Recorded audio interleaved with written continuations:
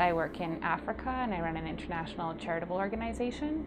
I was there during a terror attack in Nairobi, Kenya. So I was just close to a shopping mall that was the subject of a terror attack, and so 72 people were killed. And so it was happening while I was living and working in the community. And I think that what had happened is because there were so many other stressors and triggers that were happening in my life at the time, and I was under so much other pressure, that when that happened on top of things, I just couldn't cope with the stress anymore. I don't know that I realized I had to do something, but I happened to see an advertisement for a Calgary Counselling Center, and I decided to reach out and contact you. All I did was fill out a questionnaire online, and then I gave my contact information, and that was it. And I had, put it out of my head that, okay, it was just something I had done.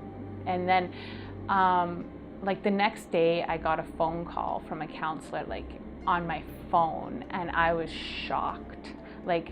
I can remember where I was, what I was doing, everything when I got that phone call. And so I was completely shocked that it was such a prompt response and such a encouraging response and positive response. So that was number one. And then I was able to get into an appointment within a week. I don't think it was much longer than that. I think it was within a couple of days, and it was at my convenience, which I also didn't expect.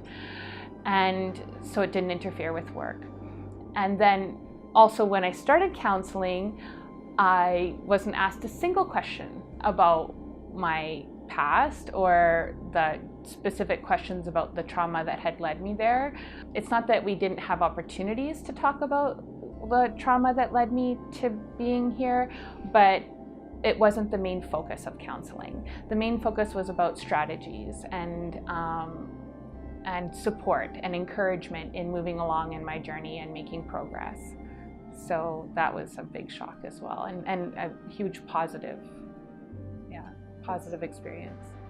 And I remember very clearly, when I told my counselor in the beginning that there's I don't even know what hope is. It doesn't even exist in my life. And then I remember at some point saying, oh my goodness, I have hope. And I remember looking at her thinking to myself, oh, I remember my old self when I didn't have any at all, and now I do. And so it was transformational, long term.